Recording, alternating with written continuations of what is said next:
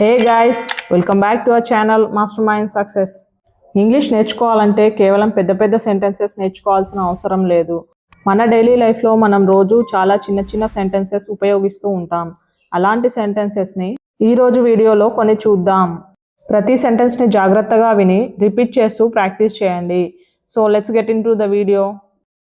ఎవరికైనా ఏదైనా పని చెప్పినప్పుడు నేను తర్వాత చేస్తాను అని అంటారు కదా, దాన్ని ఇంగ్లీష్లో ఐల్ డూ ఇట్ లేటర్ అని చెప్పాలి. ఏం టెన్షన్ పడకు, నేను చూసుకుంటాను అంటారు కదా, దాన్ని ఇంగ్లీష్లో I'll take care of it అంటే నేను చూసుకుంటాను అని మీనింగ్. ఒకసారి ట్రై చేసి ఫెయిల్ అయినప్పుడు నేను మళ్ళీ ప్రయత్నిస్తాను అని అంటారు కదా, దాన్ని ఇలా చెప్తాం, I'll try again. Next sentence, ఎవరికైనా ఏదైనా పని చెప్పినప్పుడు అది తప్పించుకోవడానికి నాకు పని ఉంది అని చెప్తూ ఉంటారు కదా, దాన్ని ఐ హ్యావ్ వర్క్ అంటే నాకు పని ఉంది అని అర్థం.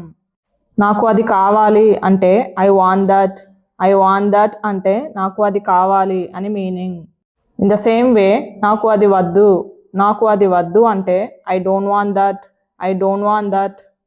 నెక్స్ట్ వన్, ఎక్కడైనా ఏదైనా జరుగుతున్నప్పుడు అది ఎప్పుడు ముగుస్తుంది అని అడుగుతారు కదా, దాన్ని వెన్ డస్ ఇట్ ఎండ్ అని అనాలి.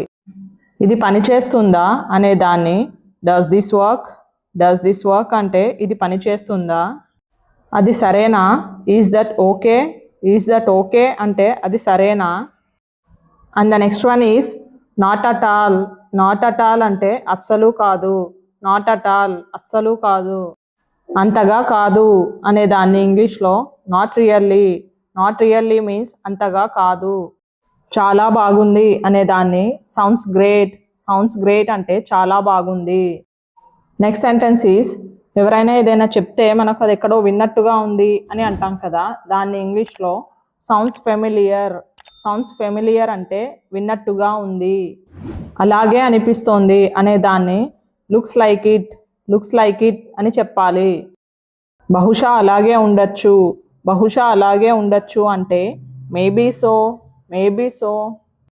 నెక్స్ట్ వన్, ఎవరైనా ఏదైనా ప్రయత్నిస్తే అది రానప్పుడు వేరే వాళ్ళు ట్రై చేస్తా అంటారు కదా, లెట్ మీ ట్రై అనే దాన్ని నేను ప్రయత్నిస్తాను అని అంటాం.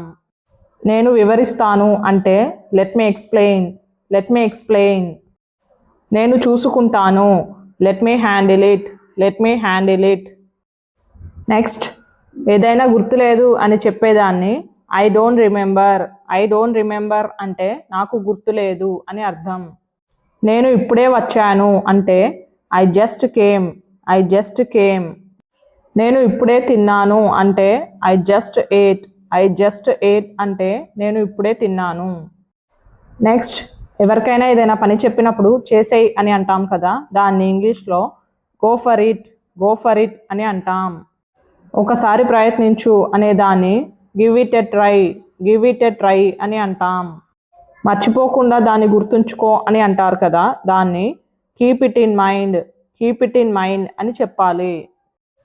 నెక్స్ట్ సెంటెన్స్, ఎవరికైనా ఏదైనా ఇచ్చినప్పుడు ఇంకొంచెం తీసుకురా అని అంటూ ఉంటారు కదా, దాన్ని బ్రింగ్ సమ్ మోర్ అంటే ఇంకొంచెం తీసుకురా అని మీనింగ్. అలాగే ఇంకొంచెం తీసుకో అనే దాన్ని టేక్ సమ్ మోర్ అని చెప్పాలి. దాన్ని ముందుకు ఇవ్వు అంటే పాస్ ఇట్ ఆన్ అని చెప్తాం. నెక్స్ట్ సెంటెన్స్, ఏదైనా చెప్పినప్పుడు అది అర్థం కానప్పుడు అది మళ్ళీ చెప్పు అని అంటూ ఉంటారు కదా, దాన్ని రిపీట్ ఇట్ అని చెప్తాం. దాన్ని రాసుకో అనే దాన్ని నోట్ ఇట్ డౌన్ అని అంటాం. ఇది గుర్తుంచుకో అంటే రిమెంబర్ దీస్ అని మీనింగ్.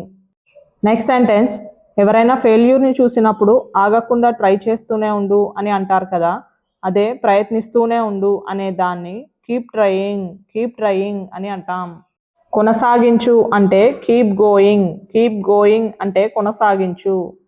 వెయిట్ చెయ్యి, వేచి ఉండు అనే దాన్ని కీప్ వెయిటింగ్ అని అంటాం. నెక్స్ట్ వన్, కొన్నిసార్లు అలా జరుగుతుంది అని అంటూ ఉంటారు కదా, దాన్ని ఇట్ హ్యాపెన్స్ సమ్టైమ్స్ అని చెప్తాం.